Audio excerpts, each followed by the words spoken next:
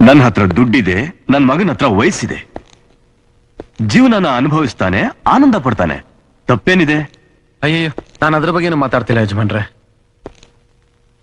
ಕಣ್ಣೀರಾಗ್ತಿರೋ ನನ್ನ ತಂಗಿಗೆ ಒಂದ್ ದಾರಿ ತೋರಿಸಿ ಅಂತ ಕೇಳ್ಕೊತಾ ಇದ್ದೀನಿ. ಏನ್ ಬೇಕು? ಕಣ್ಣೀರ್ ಒರ್ಸಕ್ಕೆ ಬಟ್ಟೆ ಬೇಕಾ? ಜೀವನ ಸಾಗ್ಸೋಕೆ ಹಣ ಬೇಕಾ? ನಿಮ್ ಮನೇಲಿ ನನ್ನ ತಂಗಿಗೆ ಒಂದ್ ಚಿಕ್ಕ ಸ್ಥಾನ ಕೊಟ್ರೆ ಸಾಕು.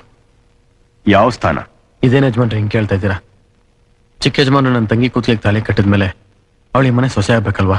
Shut up!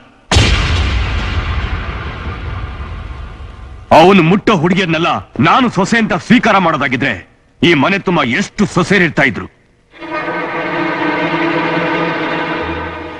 ನಿನ್ ತಂಗಿ ನಮ್ಮ ಮನೆ ಕೆಲಸದೊಳಾಗಕ್ಕೂ ಯೋಗ್ಯತೆ ಇಲ್ಲ.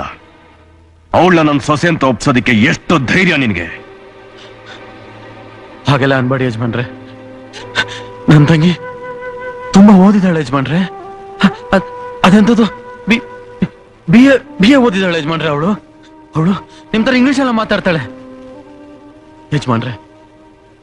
ನನ್ ಜೀವ ಇರೋ ಗಂಟ ನಿಮ್ ಮನೇಲಿ ಜೀತ ಮಾಡ್ಕೊಂಡಿದ್ದು ಬಿಡ್ತೀನಿ. ನನ್ ತಂಗಿ ಜೀವನ ಹಾಳು ಮಾಡ್ಬೇಡಿ ಯಜಮಾನ್ರೆ. ಅವಳಿಗೆ ಬಾಳ್ ಕೊಡಿ ಯಜಮಾನ್ರೆ. ನನ್ ತಂಗಿಗೆ ಬಾಳ್ ಕೊಡಿ ಯಜಮಾನ್ರೆ. ನನ್ ತಂಗಿಗೆ ಬಾಳ್ ಕೊಡಿ. ಯಾಕಿಷ್ಟು ಗೋಳಾಡ್ತೀಯ? ನಿನ್ ತಂಗಿ ಓದ್ದೋಳು, ಸಿಟಿಲಿದ್ದೋಳು. ಸಿಟಿ ಹುಡುಗಿಯರಿಗೆ ಇದೇನು ಹೊಸ್ತಲ್ಲ. ಇಂಥದ್ದೆಷ್ಟೋ ನಡೆದು ಹೋಗಿರುತ್ತೆ. ಯಜಮಾನ್ರೆ,